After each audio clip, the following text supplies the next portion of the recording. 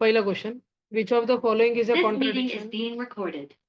Which of the following is a contradiction to Dalton's atomic theory. क्या Dalton ने बोला था कि एक एलिमेंट के अनेक रूप रहेंगे? ये सब छोड़ो, डाल्टन की एटॉमिक थ्योरी क्या थी? डाल्टन बोला सबसे छोटा एटम, एटम से छोटा कोई नहीं। तो इनमें से कौन सा वाले नमूने ने डाल्टन की थ्योरी की धज्जियां उड़ा दी? डिस्कवरी ऑफ न्यूक्लियस, क्योंकि न्यूक्लियस एटम से भी छोटा था। डाल्टन बोला एटम से छोटा कोई है ही नहीं, रह ही नहीं सकता। और जैसे डिस्कवरी ऑफ न्यूक्लियस हुई, उड़ गया, डाल्टन की धज्जियां उड़ गई। रुदरफोर्ड ने पूरी वाट लगा डाली। उससे पहले जे जे थॉमसन ने कर दिया। और 2011 में तो अपन ने एक्सपेरिमेंट कर दिया था धरती पे। आज तक का दुनिया के सबसे बड़ा साइंस एक्सपेरिमेंट, आज तक का, मॉडर्न टाइम्स का, स्प्लिटिंग ऑफ एटम। हमने एटम के टुकड़े कर दिए, फाड़ के दिखा दिया, एक एटम को फाड़ दिया, डायरेक्ट चीर दिया, फाड़ दिया, चिथड़े उड़ा दिए एक एटम के। सोच सकते हो, एटम म्हणजे बुंदी का लड्डू नहीं, फाड़ दिया दो टुकड़े, अर्धा तू गया अर्धा मी घेतो, काजू नहीं वो, अर्धा तू गया अर्धा मी घेतो। एटम है वो, सुई के टोक से भी करोड़ों करोड़ों करोड़ों करोड़ों करोड़ों गुना छोटा, उसको फाड़ा अपन ने। वो अपने को पढ़ना पड़ेगा। और एटम को फाड़ने के लिए अपन ने, एटम को जब अपन ने फाड़ा, तो फाड़ने के बाद अपने को एटम के अंदर की एक बहुत ही ज्यादा छोटी चीज मिली। अपने को लगता था इलेक्ट्रॉन बहुत छोटा, या अपने को लगता था क्वार्क बहुत छोटे, मीजॉन बहुत छोटा है। बाद में अपने को मालूम पड़ा बोसॉन बहुत छोटा है। और बोसॉन में भी चार प्रकार के बोसॉन, तो सबसे छोटा जो बोसॉन है हिग्स बोसॉन, वो बहुत फंडामेंटल पार्टिकल है। इसके ऊपर सब कुछ बना है, दुनिया बनी है इसके। फ्रीडम फाइटर नहीं, एक साइंटिस्ट सत्येंद्र नाथ बोस, इनके नाम पे नाम पड़ा है बोसॉन। ठीक है, हिग्स बोसॉन दुनिया का आज तक का सबसे बिगेस्ट साइंटिफिक डिस्कवरी 2025 तक की। मालूम नहीं कल किस दिन कुछ बदल जाए, आज रात में कुछ नया मालूम पड़ जाए। ठीक है, पर अभी तक की, फिलहाल तक की, जब ये लेक्चर रिकॉर्ड हो रहा है तब तक की सबसे बड़ा महान साइंटिफिक डिस्कवरी, दुनिया का most fundamental particle, Higgs boson. अगला, ये वाला तरबूज वाला मॉडल किसने दिया था बेटा? लाल तरबूज बड़े मजेदार, जे थॉमसन का। Identify the fact which could successfully explain the given atomic model. अब उन्होंने बोला था इलेक्ट्रॉन तरबूज के काले काले बीज के जैसे है, और जो पॉजिटिव पार्ट है वो लाल लाल टमाटर जैसा है। इलेक्ट्रॉन जो है वो काले काले बीज के जैसे है, और बीच में जो सारा पॉजिटिव पार्ट है वो red red red red colour का होता है। बरोबर। अपने को बोला है which could be successfully explained by the given atomic model. हमको बोल रहे जे थॉमसन ने जब ये एटॉमिक मॉडल दिया, तो उसके कारण नीचे के चार वाक्यों में से कौन सा वाक्य हम समझा सके? क्या हम ये समझा सके कि electrons are universal constituents of matter? क्या हम ये समझा सके कि सारे मैटर में इलेक्ट्रॉन होता ही है? क्या हम ये समझा सके existence of nucleus in an atom? ये तो बिल्कुल ही नहीं समझा सके, क्योंकि न्यूक्लियस नाम का कॉन्सेप्ट अभी तक आया ही नहीं था। न्यूक्लियस मतलब सारा पॉजिटिव चार्ज एक ही छोटे जगह में कॉन्सेंट्रेटेड बैठा हुआ है। जबकि जे थॉमसन बोल रहा था कि पॉजिटिव चार्ज तो अपने घर का है, जितना चाहे उतना लेके जाओ, सारे एटम में फैला है पॉजिटिव चार्ज। ऐसा वो बोल रहा था। न्यूक्लियस का कॉन्सेप्ट ही अलग है। न्यूक्लियस मतलब पॉजिटिव चार्ज एक छोटी सी जगह में सिमट कर बैठा हुआ है, उसको अपन बोलते हैं न्यूक्लियस। बी वाला, positively charged particles are shielded from negatively charged particles.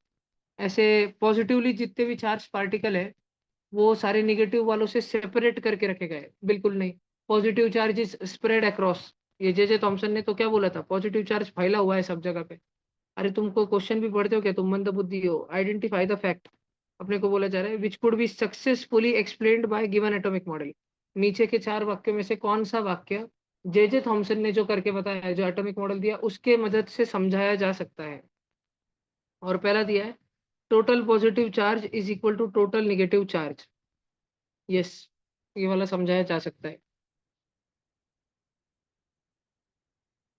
Total positive charge is equal to total negative charge, ये वाला वाक्य समझाया जा सकता है। किसी को कुछ डाउट है तो मैं आगे बढ़ता हूँ, पूछना है कुछ समझाने का, थ्योरी का कुछ भी डाउट हो, अकड़म तिकड़म तुम्हारे दिमाग में जो आ रहा है, सोचो उसको कि वो डाउट क्या है, उसको एक क्वेश्चन फॉर्म करो और पूछो।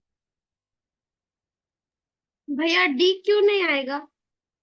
अच्छा है, मैं रुका ही था कि कोई बच्चा पूछे, ऑफलाइन वाले मंद है थोड़े। Electrons are universal constituents of matter. अपने को बोल रहे दुनिया में जितना मैटर है उसमें इलेक्ट्रॉन कंपलसरी रहता ही रहता है। नेचुरली जो मैटर है उसमें इलेक्ट्रॉन रहता ही रहता है। तो धनश्री ताई, आपने सुना होगा मैटर का एक स्टेट है प्लाज्मा, है ना। प्लाज्मा जो होता है ना बेटा, उसमें इलेक्ट्रॉन सेपरेटेड रहते हैं मेन फंडामेंटल कॉन्स्टिट्यूएंट से। तो प्लाज्मा अलग चीज होती है। प्लाज्मा मतलब ऐसा मैटर जिससे इलेक्ट्रॉन फाड़ के निकाल दिया अपन ने, ऐसा वाला स्टेट ऑफ मैटर। और ये सिर्फ साइंस लैब में एग्जिस्ट नहीं करता धनश्री ताई, ये नेचुरली भी एग्जिस्ट करता है, सन पे एग्जिस्ट करता है। सन जैसे अर्थ का एटमोस्फियर, वैसे सन का क्रोमोस्फियर या कोरोना, वहां पे एग्जिस्ट करता है बेटा। ठीक है, प्लाज्मा। तो इसीलिए electrons are not fundamental constituents of all matter.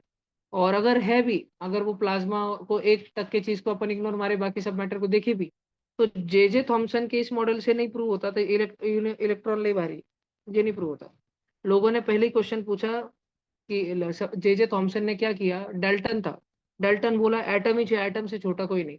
लोग पूछ रहे थे भाई फिर ये वो बेंजामिन फ्रैंकलिन नाम का मानुस है, वो पॉजिटिव चार्ज नेगेटिव चार्ज पे कुछ तो बड़बड़ करते रहता है, ये चार्ज क्या है।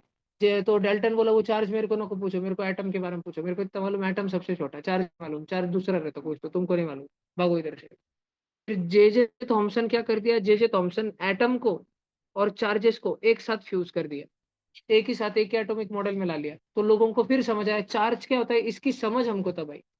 नहीं तो मैं तुमको अगर कभी ये जे थॉमसन का मॉडल 1 मिनट के लिए सोचो समझो और अपनी मेमोरी से डिलीट करने की कोशिश करो, जे थॉमसन और उसके बाद पढ़ाई गई सारी चीजें, तो चार्ज क्या होता है ये तुम कभी विजुअलाइज ही नहीं कर पाते थे, कभी नहीं कर पाते थे।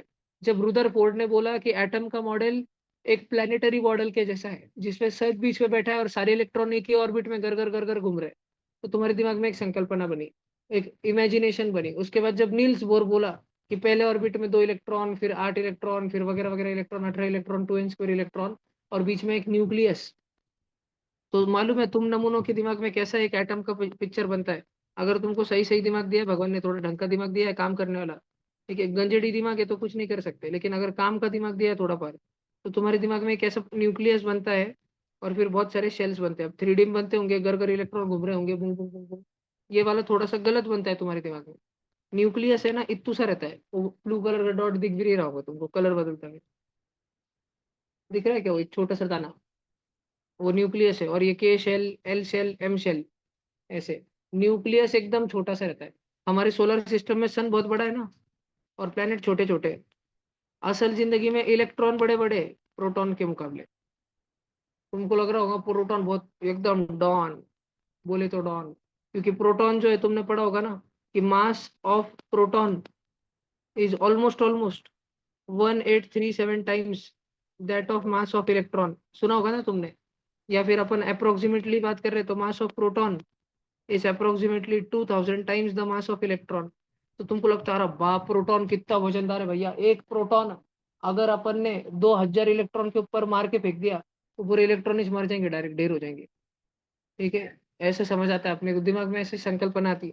लेकिन जबकि हाँ ठीक है, मास के बारे में ये है, लेकिन एक प्रोटॉन की साइज अगर इतनी है तो इलेक्ट्रॉन की साइज उसके सामने इतनी है, और भी ज्यादा एक्चुअली। समझ आ रही क्या, साइज साइज, क्योंकि साइज और मास का क्या फर्क, साइज और मैटर का क्या फर्क।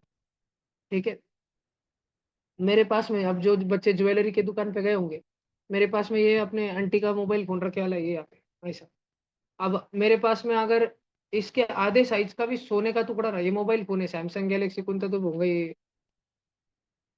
क्या मालूम कोणता है ये, होगा कोणता तो भी समझो, आईफोन है पकड़ लो, आईफोन है समझो।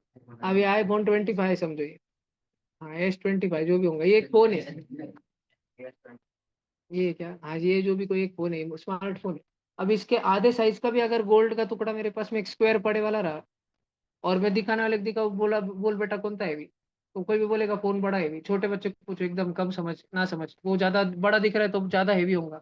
और वो बच्चा जब सोने के टुकड़े को उछलेगा तब उसको मालूम पड़ेगा गोल्ड कितना हैवी रहता है। उठाया कभी सोने का टुकड़ा, कभी घर पे चांदी देखी है क्या, सोनार की दुकान पे जाके आधा किलो 1 किलो चांदी देखी, 1 किलो चांदी ऐसी ये माउस जितनी रहती है लगभग लगभग। उठाने को जाओ तब समझता है कि माउस जितनी चीज 1 किलो की है, ऐसा वजन भरता है एकदम 1 किलो की। ठीक है, ये ध्यान रखना, भरपूर हेवी होती है।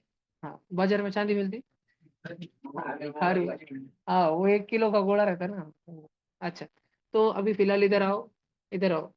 प्रोटॉन जो है ना, प्रोटॉन मास में बहुत ज्यादा है। इसका मतलब क्या है कि जब भगवान इस प्रोटॉन को बना रहे थे, उसमें मास ठूस ठूस के भरा है, ठूस ठूस के भरा है, ठूस ठूस के भरा है। बहुत ज्यादा मास भरा है, बहुत ज्यादा, अगदी छोटे से वॉल्यूम में। और ये इलेक्ट्रॉन क्या है, ये 5 छठे, इसमें बहुत थोड़ा सा मास भरा है, अगदी भले मोटे वॉल्यूम में। मास अपॉन वॉल्यूम बोले तो क्या पंटर लोग, डेंसिटी। तो प्रोटॉन की डेंसिटी है भली ज्यादा, डेंसिटी ऑफ प्रोटॉन, और डेंसिटी ऑफ इलेक्ट्रॉन है चिल्लर, कुछ भी नहीं है, छटक भरे प्रोटॉन के सामने। डेंसिटी की बात चल रही, डेंसिटी, डेंसिटी एकदम घट्टा है। प्रोटॉन बोले तो दही, और इलेक्ट्रॉन बोले तो फिक्का पानी। हाँ। ठीक है, वापस आओ। ताई ने क्वेश्चन पूछा कि भैया डी वाला ऑप्शन क्यों नहीं होगा, क्योंकि जैसे ही जे जे थॉमसन ने किया, क्या था, थोड़ा थियोरेटिकल क्वेश्चन है। जे जे थॉमसन ने किया ये कि डाल्टन बोलता था मेरे को एटम के बारे में मालूम है, मेरे को चार्ज का मत ज्ञान पूछो, तो चार्ज अलग रहता है, एटम अलग रहता है। लेकिन जे जे थॉमसन ने करके ये बताया कि भैया उसने चार्ज और एटम का एक मॉडल, ये दोनों कॉन्सेप्ट, उस जमाने में एटम के ऊपर भी बड़ी चर्चा होती थी और चार्जेस के ऊपर भी बड़ी चर्चा हो रही थी। जे जे थॉमसन ने दोनों को फ्यूज कर दिया। और दोनों को जब फ्यूज किया तो लोगों के दिमाग में नॉर्मली ये रहता था कि भाई चार्ज, चार्ज बोले तो करंट, करंट बोले तो शॉक, कभी भी कोई भी मैटर को लगाया हाथ तो लगेगा शॉक, ये ऐसे उस टाइम के लोगों को लगता था। लेकिन जे जे थॉमसन बोला अरे भैया ठंडा गया, जितके इलेक्ट्रॉन निगेटिव निगेटिव चार्ज है ना, उतने प्रोटॉन पॉजिटिव, प्रोटॉन तो नाम भी नहीं था, उतना पॉजिटिव चार्ज है। जे जे थॉमसन ने लोगों के मन का डर ऐसे हटाया। लोग बोल रहे थे भैया अगर तेरी तेरी बात सही है तो हम कोई सी चीज को हाथ लगाएंगे तो शॉक लगेगा, क्योंकि सारी चीज चार्ज से बना ली, पॉजिटिव और नेगेटिव चार्ज। तो ये बोला कि भाई वो चार्ज का मैग्नीट्यूड इतना मिनिस्क्यूल है, इतना छोटा है, और जितना पॉजिटिव चार्ज है उतना नेगेटिव चार्ज है, और वो चीज इतनी छोटी है कि तुम अगर इस तुम्हारे स्टडी टेबल पे भी हाथ रख दो, तुम्हारा हाथ प्रोटॉन पे गिरेगा, तुम्हारा हाथ जाके इलेक्ट्रॉन पे गिरेगा। ऐसी बातें बोलो मत, लोग तुमको 90 समझेंगे। तुम अगर अपने हाथ के छोटी उंगली का नाखून का एक तिनका भर भी अपने स्टडी टेबल पे टच करते हो, तो भी वो करोड़ों करोड़ों एटम के ऊपर है अभी। बात समझ आ रही क्या? जैसे वामन अवतार था एक, विष्णु भगवान का, वो राजा बलि के ऊपर पाए देने को गया तो भला मोटा हो गया था। मेरे को बचपन में लगता था ऐसा कैसा होगा, मेरे को बाद में बड़ा होके समझा कि राजा बलि एंटमैन था, वो क्वांटम वर्ल्ड में रहता था। और वामन अवतार जो ऐसे नॉर्मल पाए दे रहा था तो क्वांटम वर्ल्ड के ऊपर पावा गया था। तुम कोई बात नहीं समझी ना, तुमको कुछ, कैसे लोग है तुम, क्वांटम इंडिया पिक्चर नहीं देखा तुमने? क्या देख रहे तुम, देखो जानो, मितांशु ने देखा लूंगा बस। तो जे जे थॉमसन भाऊ ने ये फर्स्ट वाला पॉइंट अपने को समझाया। हालांकि फिलहाल अपने पास आगे बढ़ने के अलावा और ऑप्शन नहीं। Identify the set of orbit associated with the release of energy. Energy release कब होती है पंटर लोग, बताओ? एनर्जी रिलीज कब होती है, रिलीज? ठीक है, एक बात बताओ, तुम्हारी जिंदगी में बहुत टेंशन था, विराट पांडे हिमालय में गए, विराट पांडे ने 2 इलेक्ट्रॉन छोड़ दिया अभी, 2 इलेक्ट्रॉन छोड़ दिया, उसका कॉन्फ़िगरेशन था 2 8 2, अब वो हो गया 2 8, बरोबर। और दूसरा केस, रिद्धेश जाधव लासुर में गए, उसका कॉन्फ़िगरेशन था 2 6, उसने खुद में 2 इलेक्ट्रॉन ऐड कर लिए, वो हो गया रिद्धेश -2। वो भी फुलफिल्ड है, 2 8 है, फुलफिल्ड है। विराट का जितना कॉन्फ़िगरेशन +2 स्टेट में हो 2 8, रिद्ध का भी इतना -2 स्टेट में 2 8। लेकिन दोनों में से ज्यादा बर्डन कौन कैरी करता है, बर्डन, जिंदगी का बोझा, विराट की रिद्धेश। कितने बच्चों को लगता है इस वाले केस में V+2 आयन पे ज्यादा बर्डन है? कितने बच्चों को लगता है इस केस में R-2 आयन पे ज्यादा बर्डन है? ठीक है, हाथ नीचे करो, बरोबर है, R-2 पे ज्यादा बर्डन है। क्यों? क्योंकि चोरी की उसने। ठीक है, चुरा के रखा है घर में सोना, 2 बिस्किट सोने की, पार्ले जी की नहीं, सोने की। उसको दड़पन है ज्यादा, कब पुलिस घर पे आएंगी। उसने शिव महापुराण कथा में मारे वाला है हाथ, इसलिए उसको ज्यादा डर है। क्या मालूम कभी शिव जी हार्ट अटैक दे दे, भगवान हार्ट अटैक दे दे, इस बात का भी डर है। बात समझ आ रही है तुमको? ठीक है, तो ये V और R में ज्यादा दड़पन R-2 को है, ध्यान रखना। तो बेटा एनर्जी ज्यादा एब्जॉर्ब कर लेना। कोई कोई राक्षस होते थे, वो पहले के जमाने में ब्रह्मा भगवान की पूजा करते थे, बोलते थे ब्रह्मा भगवान खुश हो जाते थे, येड़े थे ये ब्रह्मा भगवान। वो बोलते थे बोल बेटा तेरे को क्या चाहिए, राक्षस बोलता था मेरे को इतनी ताकत दो कि मैं आपको मार दूं। ठीक है, ब्रह्मा भगवान बोलते थे तथास्तु। लेकिन जब वो इतनी ताकत देते थे कि जो ब्रह्मा को मारने के काम आए, तो राक्षस का शरीर फट जाता था, क्योंकि वो इतनी एनर्जी सहन नहीं कर सकता था। ठीक है, और जब दानवीर करना था, ये अच्छे लोग थे, राजा हरिश्चंद्र थे, ये जब अच्छे काम करते थे, लोगों को दान दे देते थे, तो ये शांत फील करते थे, काल्म फील करते थे। इनके अंदर वो एक्स्ट्रा नमूने 2 इलेक्ट्रॉन्स, वैलेंस शेल के 2 इलेक्ट्रॉन्स के कारण जो एक्स्ट्रा एनर्जी थी, उन 2 इलेक्ट्रॉन्स को फेंक देने के बाद वो एनर्जी भी बाहर रिलीज हो जाती थी। इनका मन शांत हो जाता था। बात समझ आ रही क्या? एनर्जी रिलीज कब होती है? एनर्जी रिलीज कब होती है? जब एक इलेक्ट्रॉन आउटर ऑर्बिट से इनर ऑर्बिट में आए कि इनर ऑर्बिट से आउटर ऑर्बिट में जाए। अरे रिलीज कब होती है? रिलीज इलेक्ट्रॉन देने के बाद या इनर शेल से आउटर शेल में जाने के बाद। इनर शेल से नहीं समझ रहा? अच्छा एक बात बताओ, आराम से देखते हैं, कोई बात नहीं। अच्छा तू पूछ रहा भाऊ, क्योंकि तेरे तू अकेला नहीं जिसको समझ नहीं आ रहा, बहुत सारे बच्चे, पर तू पूछने की हिम्मत कर रहा है। ये न्यूक्लियस है, फिर के एल एम अलग अलग शेल है। एक इलेक्ट्रॉन के शेल से एल शेल में गया। हाँ तो एनर्जी रिलीज हुई कि गेन हुई, तुम बताओ। रिलीज हुई पक्का? कि, तुमको नहीं समझ आ रहा?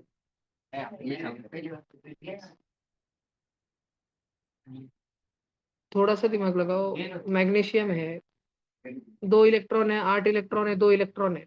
ये 8 में से अगर एक नमूना एक्साइटेड होके थर्ड स्टेट में जाना चाहे और कॉन्फ़िगरेशन 2 7 3 हो जाना चाहे कुछ देर के लिए मैग्नीशियम का, तो ये स्टेबल होगा कि अनस्टेबल होगा? अनस्टेबल होगा। अनस्टेबल होगा। अनस्टेबल लोगों के पास ज्यादा एनर्जी होती है, कम एनर्जी होती है? ज्यादा एनर्जी होती है ना भाई। रावण डोका चक्रम था ना उसका, कंस राजा डोका चक्रम था ना, जिनके पास ज्यादा एनर्जी आ जाती है, शरीर इतना, अरे वो तुमको वो किस्सा नहीं मालूम है क्या? बाली के पास वरदान था कि जिसके भी साथ वो लड़ेगा उसकी 50% शक्ति उसके शरीर में आ जाएगी। फिर एक बार उसके सामने हनुमान जी आ गए, बाली की पड़ गई, क्योंकि हनुमान जी में इतनी इनफाइनाइट एनर्जी थी कि इनफाइनाइट का आधा भी लिया तो इनफाइनाइट, बाली का शरीर हैंडल नहीं कर पा रहा था इतनी एनर्जी। बात समझ आ रही?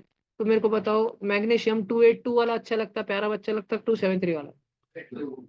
273 एकदम ऐसा लग रहा ना समतानगर में भांडा करके आया बच्चा। बिल्कुल समझ आ रहा है तुमको? और 282 सादा बोला अशोक कॉलोनी का सम्यक शिरसाट लग रहा है ना एकदम ही। बात समझ आ रही? फर्क समझ आ रहा है तुमको? शान शान बच्चा। 282 और 273 में बहुत फर्क है। 282 और 273 में बहुत फर्क है। हायर एनर्जी किसके पास है?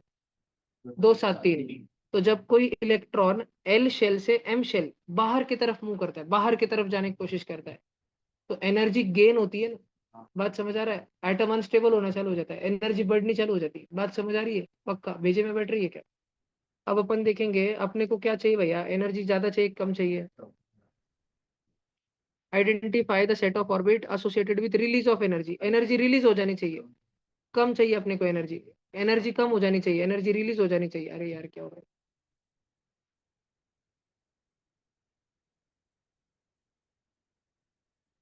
हाँ जी। तो एनर्जी रिलीज हो जानी चाहिए, यानी इलेक्ट्रॉन को अंदर बुलाए अपन के बाहर भेजे? अंदर बुलाएंगे। तो अपने पास ऑर्डर रहता है के एल एम एन। एल से एम क्या हो रहा है? बाहर जा रहा है कि अंदर आ रहा है? छोड़ दो उसको। के से एम बाहर जा रहा है, एल से के अंदर आ रहा है, एम से एल, एम से एन, एन से के, सी डी एफ कोई ऑप्शन है? C option. बात समझ आ रही है क्या? दिमाग में जा रही है क्या? ठीक है। अगला प्लीज ध्यान देना सारे बच्चे। और अगर अगर किसी को क्वेश्चन नंबर 3 समझ नहीं आया होगा तो उसको मैं थोड़ा रीडिंग मटेरियल भेजूंगा 9th स्टैंडर्ड का। ठीक है, थोड़ा करना पड़ेगा, थोड़ा पढ़ लेना, बेसिक थ्योरी समझ आ जाएगा। The orbits in which electron are present are called stationary orbit. Electron remain stationary in those orbit. क्या इलेक्ट्रॉन जिस ऑर्बिट में रहते हैं उसको स्टेशनरी ऑब्जेक्ट ऑर्बिट बोलते हैं? ऑर्बिट शेल स्टेशनरी ऑर्बिट ऐसे नाम है, हाँ है। यस। क्या इलेक्ट्रॉन उसमें स्टेशनरी होते हैं, म्हणजे रुके वाले रहते हैं? नहीं, इलेक्ट्रॉन हमेशा घूमी घूमी जाए करते रहते हैं। तो assertion is true, reason is false. सब बच्चे ध्यान देना। An atom X has a mass of protons 36,740 times that of electron. एक बात समझना कशिश ताई, एक प्रोटॉन होता है ना, एक प्रोटॉन वो 1837 इतने सारे इलेक्ट्रॉन पे भारी रहता है। 1800, 1837 मतलब 1800, 1837 मतलब लगभग लगभग 1800। और जो अपने को क्वेश्चन में दिया है क्या वो लगभग लगभग 36,000 लग रहा है, मतलब 3600 के पीछे जीरो, म्हणजे 1800 का डबल के पीछे जीरो। 20 एक मैजिक नंबर निकल के आ रहा है, मैजिक नंबर। ठीक है, हमको बोला जा रहा है कि एक एटम के अंदर मास ऑफ प्रोटॉन जो है इतना टाइम्स ज्यादा है इलेक्ट्रॉन से। मतलब अगर उस और तुमको तो ये एक बात तो तुम सब बच्चों को मालूम है, कोई भी एटम में जितने प्रोटॉन रहते हैं उतने ही इलेक्ट्रॉन रहते हैं, नंबर में तो सेम सेम ही रहते हैं। तो अगर 20 इलेक्ट्रॉन रहे तो 20 प्रोटॉन भी रहेंगे। एक प्रोटॉन का मास एक इलेक्ट्रॉन से 1837 ज्यादा रहता है। 20 प्रोटॉन का मास 20 इलेक्ट्रॉन से 36740 टाइम्स ज्यादा रहेगा। बेसिक मैथ समझ आ रहा है जी, पक्का? ठीक है, तो identify the correct representation of atom. तो अपने को ढूंढना है वो atom, number of neutron is one less than proton. अगर 20 प्रोटॉन है तो इलेक्ट्रॉन न्यूट्रॉन कितने बोले? 19 न्यूट्रॉन। अब मेरे को एक बात बताओ, एक्स अपन अगर वो एलिमेंट लिखते हैं, ऊपर अपन उसका मास लिखते क्या, कि नंबर ऑफ प्रोटॉन लिखते हैं? मास लिखते हैं। Mass proton plus neutron plus electron से आता कि प्रोटॉन प्लस इलेक्ट्रॉन से आता? प्रोटॉन और न्यूट्रॉन से आता। तो 20 और 19 39, और नीचे सिर्फ प्रोटॉन भेजते हैं 20।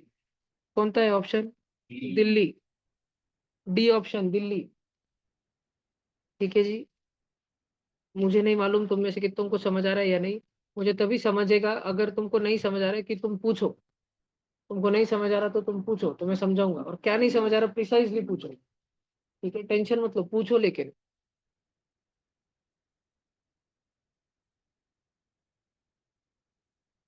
ये जब से नवा पिक्चर आया ना, पहले मार्कर बोल्ड रहता था, अब एकदम बारीक बारीक मार्कर रहता, मजा नहीं आता उसमें।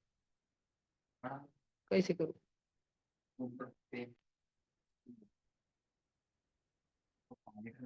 अरे इधर है क्या वो? चल देख। If A is the number of electron, अरे कलर बदलेंगे in a dipositive ion and it has 3 neutrons more than the number of proton. मुझे एक बात बताओ, कभी भी कोई एटम का आयन बनता है तो क्या इलेक्ट्रॉन छोड़ के इधर उधर जाता है? इलेक्ट्रॉन जाता है इधर उधर छोड़ के? हाँ ना। मैं ऐसे टोर में पूछता बच्चे नहीं बोलने लग जाते नहीं। लेकिन प्रोटॉन जाता है ना। कभी भी कोई भी एटम का अगर आयन बनने वाला रहा तो घर से बेदखल या घर में एक्स्ट्रा मेहमान कौन रहता है, प्रोटॉन की न्यूट्रॉन? इलेक्ट्रॉन रहता है। तो अपने को बोल रहे हैं A is the number of electron in dipositive ion. Already एक आयन +2 चार्ज पे है, और +2 चार्ज वाले इस आयन में हिरलताई ए इलेक्ट्रॉन है। 2 इलेक्ट्रॉन भगा दिए, +2 आ गया, मतलब 2 इलेक्ट्रॉन अभी अभी लात मार के घर से बाहर निकाले हैं। और लात मार के जो इलेक्ट्रॉन भाग गए उसके बाद बोल रहे हैं कि कोई टेंशन मत लो, ए इलेक्ट्रॉन बचे वाले। तो पहले कितने इलेक्ट्रॉन रहे होंगे? A+2 इलेक्ट्रॉन रहे होंगे। और अगर A+2 इलेक्ट्रॉन रहे होंगे तो प्रोटॉन भी A+2 ही रहे होंगे। न्यूट्रल एटम के अंदर जितने न्यूट्रल में जितने प्रोटॉन उतने इलेक्ट्रॉन। और अपने को बोल रहा है इट हैज 3 न्यूट्रॉन मोर। मतलब A+2, अगर प्रोटॉन है इलेक्ट्रॉन है तो न्यूट्रॉन कितने होंगे? A+5। कौन सा ऑप्शन? A option. बात समझ आ रही? Atomic number and, sorry sorry, atomic number and mass number ढूंढने का है। तो A+2 तो प्रोटॉन है और A+5 न्यूट्रॉन है। अपने को मास नंबर ढूंढना है, बोले तो ऐड करना है 2A+7। A+2 और 2A+7। Bombay, B option, Bombay.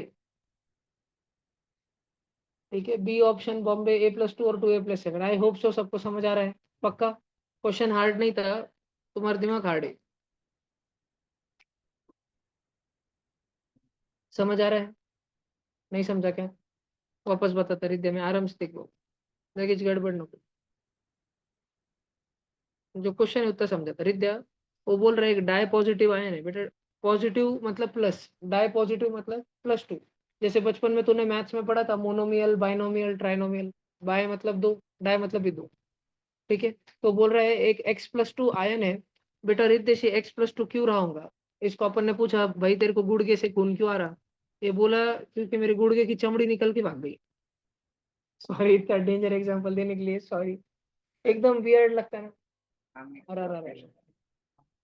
ऐसा अपन उन आतंकवादियों के साथ करेंगे जिन्होंने पहलगाम में हमला किया था। चलो, ठीक है। जाएंगे जाएंगे। वीर पांडे जी को कमांडो बन के भेजेंगे। पांडे जी पिक्चर आएंगे, शेर शाह। वीर जाओ उसकी बंदूक लेके बढ़ेगा कहा रे। नवीन नहीं है मेरे का। चलो देख, मजाक करने का टाइम नहीं है। हमको उन आतंकवादियों के तंगड़े तोड़ने हैं। इधर देखो, हमने इस लूड़े पूड़े आतंकवादी से, इस जंगल में हमको ये आतंकवादी पड़ा हुआ मिला, हमने इसको पूछा बेटा तेरे साथ क्या हुआ, तूने कुछ बुरा किया था क्या? उसने बोला मैंने अल्लाह पे भरोसा रखा था, इसलिए इंडियन आर्मी ने मेरे 2 पैर तोड़ दिए। ठीक है, अब जब 2 पैर तोड़ दिए तो जो भी उसके शरीर में अंग अवयव बचे थे, ठीक है, वो बोल रहा है कि अभी भी मेरे शरीर में ए अंग बचे हुए, ए इलेक्ट्रॉन बचे हुए हैं। जब 2 इलेक्ट्रॉन तोड़ दिए हमने, तब ए इलेक्ट्रॉन बचे वाले। तो रिद्या, ओरिजिनली कितने इलेक्ट्रॉन रहे होंगे इसके पास? अल्लाह की कसम बेटा, बरोबर बोलो। रिद्देश आराम से सोच। एक आतंकवादी हमको मिला, वो बोला कि मेरी बंदूक में 2 गोलियां कम है। हमने पूछा क्यों? वो बोला कि मैं 2 बार खुदकुशी करने का कोशिश किया, क्योंकि इंडियन आर्मी मेरी पीछे पड़ी है अभी मुझसे बदला लेने के लिए। लेकिन मैं अल्लाह पे, अल्लाह की कसम, मैंने बंदूक तो चलाई थी, लेकिन गोली नीचे पड़ गई, 2 गोलियां बाजू में पड़ गई और मैं मर नहीं रहा, तू मार दे मुझे, ऐसा वो बोल रहा। और तूने उसको पूछा तेरी बंदूक में अभी कितनी गोलियां है? वो बोला गोलियां है अभी, और नीचे कितनी गोलियां पड़े वाली है? 2। तो रिद्देश, जब कुछ देर पहले उसके बंदूक में टोटल गोलियां कितनी रही होंगी? पूरी बंदूक में टोटल गोलियां कुछ कितनी तो भी थी। 2 गोलियां उसने नीचे गिरा दी, एक गोलियां बचे वाली है। तो टोटल गोलियां कितनी रही होंगी उसके बंदूक में? X-2 नहीं भाई, A+2। गोलियां और 2 गोलियां, A+2 गोलियां। कैसे नहीं समझ आ रहा तेरे को? जान दे, आतंकवादी को मारने तेरे को इतना समझ आ रहा नहीं, इतना जरूरी बस, बाकी कुछ आए ना। बदला लेने का है, देख। A+2 और इधर ए है और उधर अपने पास में 2 है। रिद्या ध्यान दे। अब बेटा एक्स जो है ना, एक्स, इधर देख रिद्या, एक्स जो है ना, ये एक न्यूट्रल है बेटा, न्यूट्रल स्पीसीज है। ठीक है, इसका कोई दोस्त था क्या? इस बेचारे का कोई दोस्त था क्या? नहीं। ये आतंकवादी ट्रेनिंग कैंप में गया, ATC, आतंकवादी ट्रेनिंग कैंप। ठीक है, अल्लाह ट्रेनिंग सेंटर। वहां पे इसका ब्रेन वॉश किया गया, इसको उकसाया गया, और इसने मासूम लोगों की जान ली। पहले पहले खुद भी मासूम बच्चा था, ATC में जाने के बाद ये बिगड़ गया बेटा, बरोबर ना? ठीक है, आर्यन ट्रेनिंग सेंटर। देखो, तो जब ये मासूम बच्चा था बेटा, तब इसमें A+2 इलेक्ट्रॉन थे। और बेटा अपने को मालूम है रिद्देश, जिसमें न्यूट्रल रहते टाइम जितने इलेक्ट्रॉन रहते हैं ना बेटा, उसमें न्यूट्रल रहते टाइम उतने प्रोटॉन रहते। A+2 इलेक्ट्रॉन है तो A+2 प्रोटॉन रहते बेटा। बात समझ आ रही? अब बेटा रिद्देश, ये मानुस अपने को क्वेश्चन में बोल रहा, क्वेश्चन में दिए वाला है कि इसके पास ओरिजिनली जितने प्रोटॉन थे ना, जितने प्रोटॉन थे ना, उससे 3 ज्यादा न्यूट्रॉन थे, 3 ज्यादा न्यूट्रॉन। तो 2+3 कितना होता रिद्या? 5 होता ना? तो इसके पास न्यूट्रॉन कितने थे? A+5। अब हमको क्वेश्चन में पूछ रहे हैं कि इस एलिमेंट का बायोडेटा बताओ, मतलब इसका रोल नंबर बताओ, इसका वजन बताओ। रोल नंबर कोणते भी एलिमेंट का एटॉमिक नंबर अपन कैसे बताते हैं? सिर्फ उसमें प्रोटॉन कितने उससे बताते हैं। इसमें प्रोटॉन कितने बेटा? बोर्ड पे देख, P+ कितने इसमें? P+ इसमें A+2 है, बरोबर ना? इसमें न्यूट्रॉन कितने बेटा? A+5। दिख रहा ना, A+5। पक्की बात। अब हमको ढूंढने का है बेटा इसका मास। तो मुझे एक बात बता, अपन प्रोटॉन, न्यूट्रॉन और इलेक्ट्रॉन 3 जन में से किसका मास नहीं पकड़ते? क्योंकि वो बहुत हल्का रहता है। इलेक्ट्रॉन का नहीं पकड़ते बेटा। प्रोटॉन और न्यूट्रॉन का ऐड करते हैं उन दोनों के। जैसे मैं तेरे को बोलूं कि आपने कोई देश का वजन निकालना है, समझो, आणि तेरे पापा ने वार्निंग दी वाली कि अगर रिद्देश का वजन 60 kg से ज्यादा, कितना है तेरा? कितना है तेरा वजन अभी? 61 है क्या? 64 है क्या? तेरे पापा ने वार्निंग दी वाली, अगर इसका 64 से पॉइंट भी ज्यादा है तो ये मरेगा। ठीक है, फटके खाएगा, समझो, ऐसी वार्निंग की वाली करते। एकदम तेरे को सिचुएशन समझ रही कितनी क्रिटिकल है? तू वेइंग मशीन पे चढ़ने से पहले चश्मा भी निकाल के देगा ना? चश्मा शॉर्ट नोच निकाल के दे देगा ना बचने के लिए, बरोबर? तेरे को बात समझ आ रही क्या? तो वैसे ही बेटा, ध्यान से सुन, प्रोटॉन, न्यूट्रॉन और इलेक्ट्रॉन में से इलेक्ट्रॉन का वजन इतना हल्का रहता रिद्या, इतना हल्का रहता कि उसको गिनते नहीं अपन। उसको बोलते तू बाजू में बैठ, तेरा वजन इस गिनने का नहीं, तू नहीं के बराबर है, छोड़ दे तेरे को। तो वजन गिनते टाइम अपन सिर्फ प्रोटॉन और न्यूट्रॉन का वजन गिनते। हर प्रोटॉन का वजन 1 पकड़ा जाता, तो 2 प्रोटॉन का वजन कितना होगा? 3 प्रोटॉन का कितना होगा? 3। 4 प्रोटॉन का कितना होगा? 4। तो A+2 प्रोटॉन का कितना होगा? A+2। और A+5 न्यूट्रॉन का कितना होगा? A+5। तो टोटल वजन में प्रोटॉन न्यूट्रॉन दोनों पकड़ने, A+2 भी A+5 भी, A+2 और A+5 ऐड कर, A+2 और A+5, ए और ए, 2A और 2A+7 अपना मास आया। और अपना नंबर कितना आया? Roll number A+2। बात समझ आ रही रिद्या तेरे को? वापस आते हैं अपन इस क्वेश्चन पे। इस क्वेश्चन की तू रिकॉर्डिंग भी सुन सकता है। अपना B option, Bombay option answer है। बात समझ आ रही क्या? ठीक है, इस बार तो भगवान भी अल्लाह को नहीं बचा सकता, इतना गेम होने वाला है पाकिस्तान का। ठीक है बच्चों, चलो अपन अगला क्वेश्चन देख रहे हैं। सारे बच्चे बोर्ड पर ध्यान देंगे एकदम इज्जत में, सारे के सारे बच्चे बोर्ड पर ध्यान देंगे एकदम इज्जत में। नीचे वाला क्वेश्चन बेसिक है, ट्रिकी, थोड़ा सा ट्रिकी क्वेश्चन है, ध्यान देना। Which of the following corresponds to the incorrect match with respect to their formation? हाँ क्या, गलत कौन सा है, इनकरेक्ट कौन सा है? O-2। क्या इसने O-2 ने अभी अभी 2 इलेक्ट्रॉन खोए बेटा?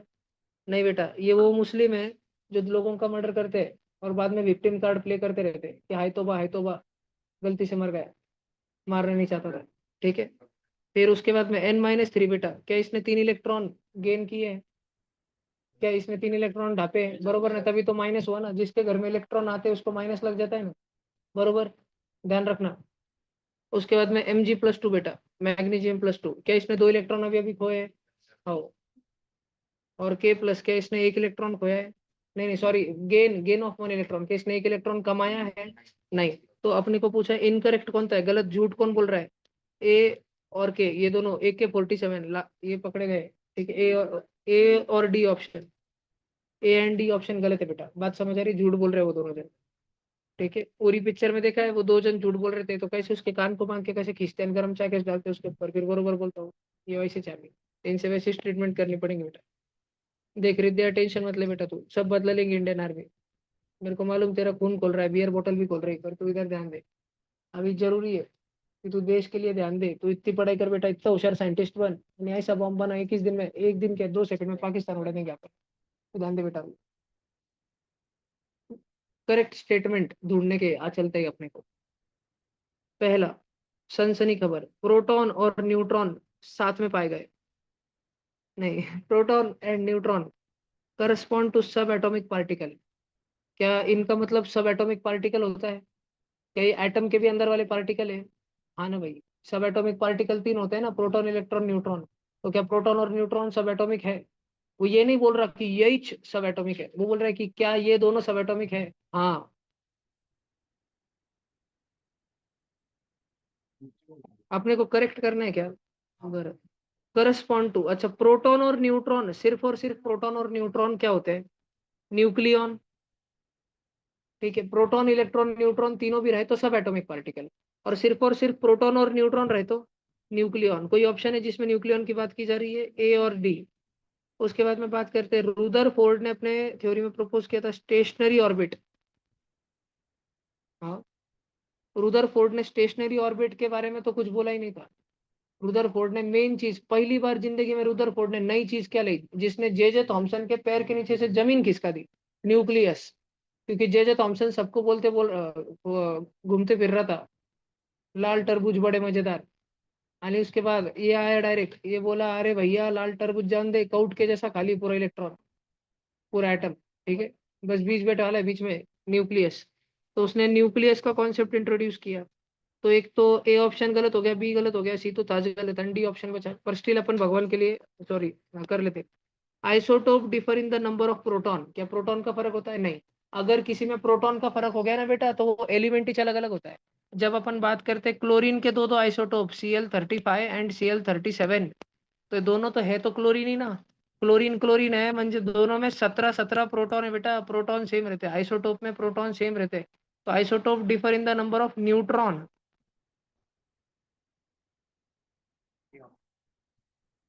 अरे ये घोड़ी से घोड़ हो रहा ना।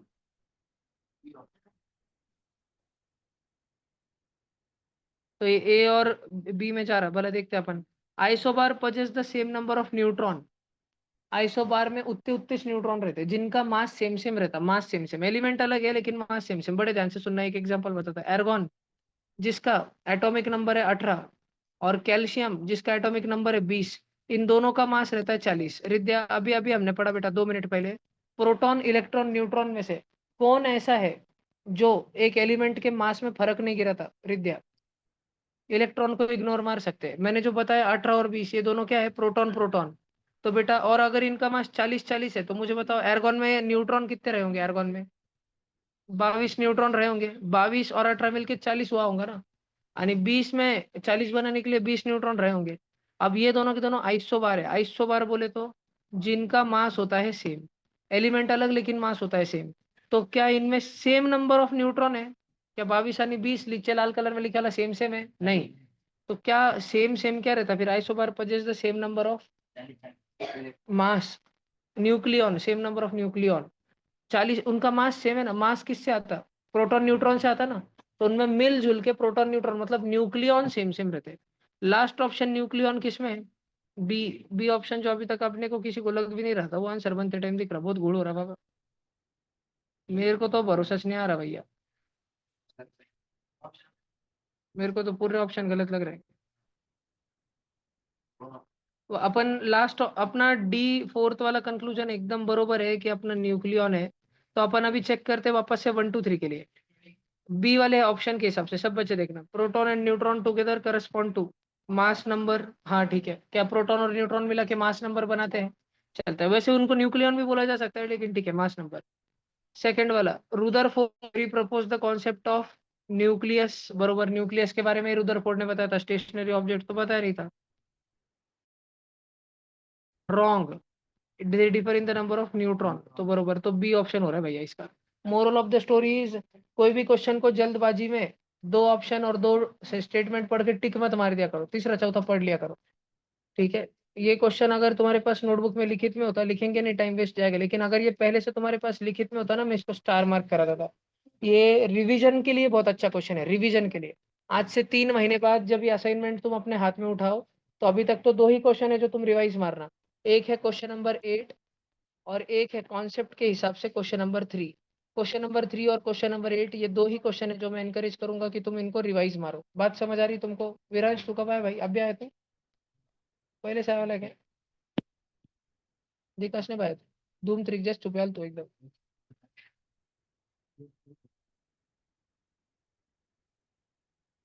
इन अल्फा रे स्कैटरिंग एक्सपेरिमेंट, अरे रुदरफोर्ड का जो गोल्ड फॉइल एक्सपेरिमेंट हुआ था रितेश, उसमें most of the alpha particle वापस आ गए थे। झूठ। क्या हुआ था फिर? Most of the alpha particle क्या हुए थे रितेश? ज्यादातर अल्फा पार्टिकल के साथ क्या हुआ था गोल्ड फॉइल एक्सपेरिमेंट में? तेरे को ट्यूशन में रहना है पक्का? जल्दी आंसर बोल। रुदरफोर्ड के गोल्ड फॉइल एक्सपेरिमेंट में ज्यादातर अल्फा पार्टिकल क्या हुए थे? अल्फा पार्टिकल छोड़े थे अपन ने, गोल्ड फॉइल थी उसके ऊपर। तो ज्यादातर अल्फा पार्टिकल के साथ क्या होता? क्या वो वापस आ गए थे?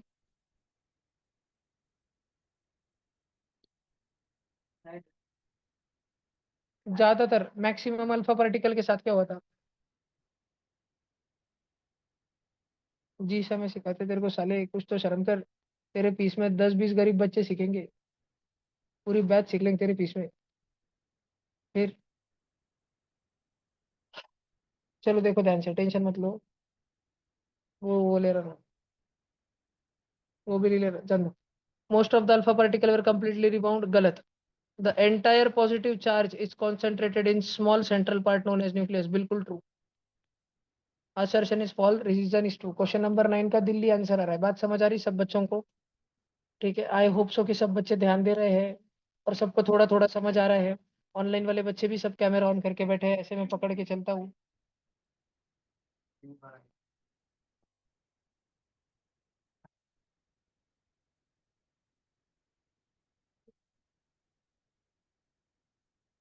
ईशान भाऊ मांजरे यांचा हार्दिक अभिनंदन, मांजरे पाटील मित्रमंडळ बनवण्यासाठी।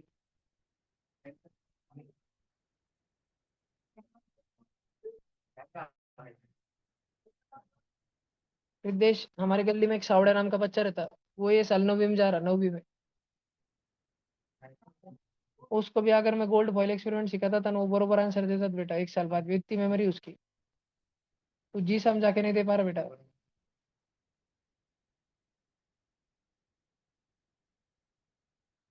बाटल्या फोड़ते तेरे डोके पे 2 4। चलो देखो question number 10, arrange the importance of various theories in chronological order. ये अपन ने साइंटिस्ट की क्रोनोलॉजी पढ़ी थी ना, कुछ तो 50 करोड़ साइंटिस्ट के नाम लिखे थे ना अपन ने, लाइन में। ठीक है, मतलब दुनिया में जितने इंसान हो गए सबके नाम लिखे थे अपन ने। Presence of electron in K L M N shell, KLMN shell किसके टाइम पे मालूम पड़ा था? किसके वजह से KLMN शेल मालूम पड़ा था? बोलो जल्दी। बोर की वजह से मालूम पड़ा था।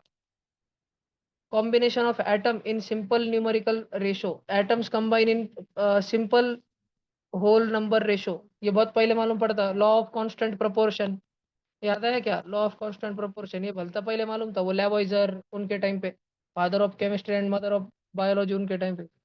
इलेक्ट्रिकल न्यूट्रलिटी ऑफ एटम, एक एटम, इलेक्ट्रिकल चार्जेस तो एक एटम के अंदर होते हैं लेकिन वो इलेक्ट्रिकली न्यूट्रल होता है। ये किसने बोला था? जे अग्रवाल सर, नहीं थॉमसन सर। मेरे सर थे मैथ्स के, जे अग्रवाल, जीवन ज्योति अग्रवाल, इंडिया के one of the best maths के teacher. The diameter of nucleus is 10⁻⁵ times of atom. हाँ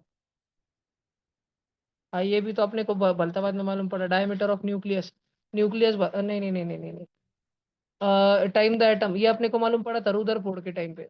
रुदरफोर्ड ने बोला था कि एटम का न्यूक्लियस बहुत छोटा रहता, बहुत छोटा रहता। लोगों ने पूछा कितना छोटा रहता, वो बोला 10⁻⁵ टाइम्स छोटा रहता पूरे एटम के मुकाबले एक न्यूक्लियस। मतलब अगर एक एटम अगर 1 लाख किलोमीटर का है, 1 लाख किलोमीटर, समझ पा रहे हो? 1 लाख किलोमीटर इतना लंबा अगर एक एटम है, तो न्यूक्लियस 1 किलोमीटर का है। बात समझ आ रही है क्या? तुम बच्चों के लिए थोड़ा सिंप्लीफाई करने को, तुमको सेंटीमीटर समझता ना, 1 लाख सेंटीमीटर बोले तो 1 हजार मीटर, बोले तो 1 किलोमीटर, बोले तो यहाँ से लेके चौकी मैदान तक, अगर इतना एक एटम होता था, डायमीटर होता था एक एटम का, तो न्यूक्लियस होता था 1 सेंटीमीटर का, एक शेंगदाने जितना रहता था, एक शेंगदाने जितना न्यूक्लियस। बात समझ आ रही क्या? 1 किलोमीटर का एटम अगर रहता था तो 1 सेंटीमीटर का न्यूक्लियस रहता था, इतना छोटा, इलेक्ट्रॉन से भी छोटा। ये रुदरफोर्ड ने बोला था। अभी अपने को लगाना है ऑर्डर में, सबसे पहले इनमें से कौन पैदा हुआ? B. Law of constant proportion बहुत पहले आया था, मालूम नहीं किसने दिया, बहुत ही पहले आया था वो। कांस्टेंट प्रोपोर्शन याद है ना? उसमें बोला था पानी अगर बनने का है तो हाइड्रोजन और ऑक्सीजन 2:1 के रेशो में कंबाइन होंगे। एल्यूमिना अगर बनना है बॉक्साइड, तो एल्यूमिनियम और ऑक्सीजन 2:3 Al2O3 के रेशो में कंबाइन होंगे। अगर अपने को बनाने का है सुरसुरी की राख MgO, तो मैग्नीशियम और ऑक्सीजन 1:1 के रेशो में कंबाइन होंगे। ऐसे बहुत पुराने टाइम के लोगों ने ज्ञान दिया था, बी वाला। उसके बाद में कौन आया रे बाबा? जे थॉमसन, सी वाला। उसके बाद में आया रुदरफोर्ड, डी वाला। और लास्ट में आया बोर, BCD। बोसडिया। BCD सी ऑप्शन बरोबर लॉक किया जाए। चलो अगला चल रहे हैं अपन। Tension not.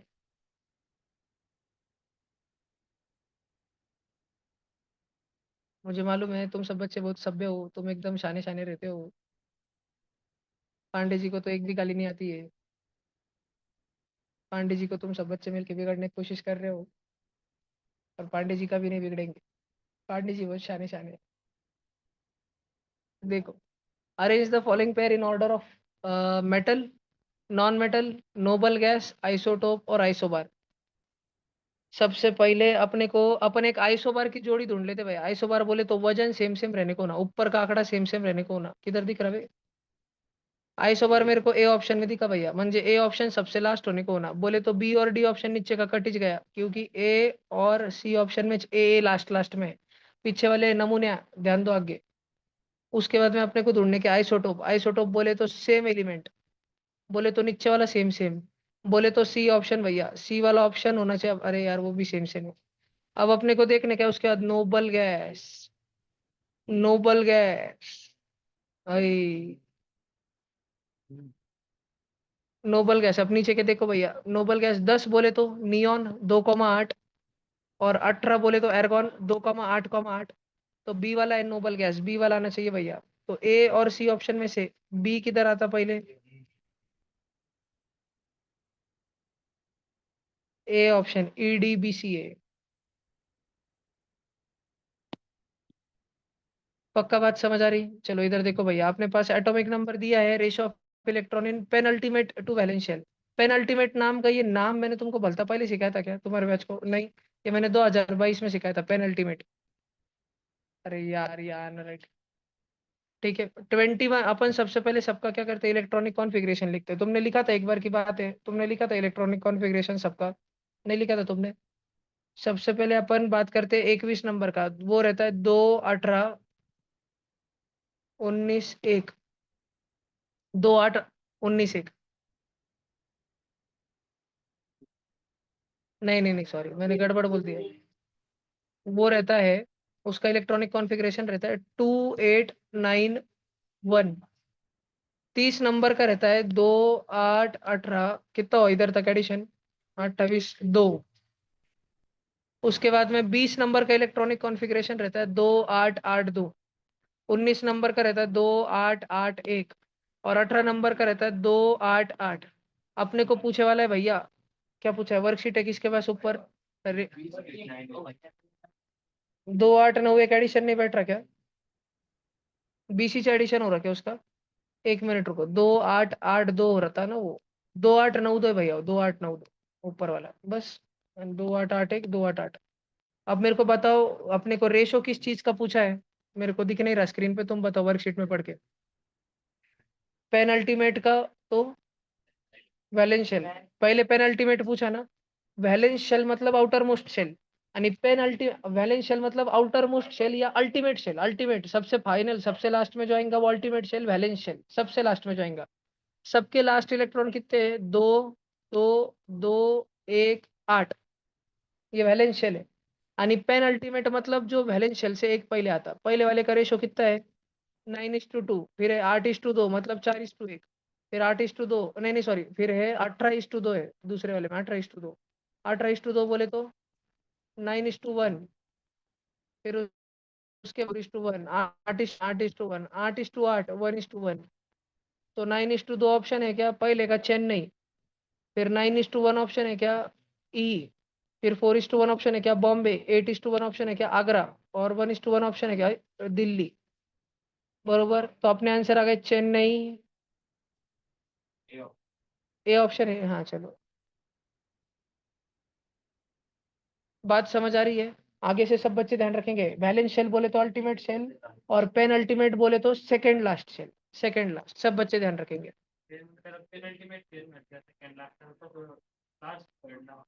नहीं, हाँ एक एक नाम रहता है, लास्ट थर्ड को भी नाम रहता है।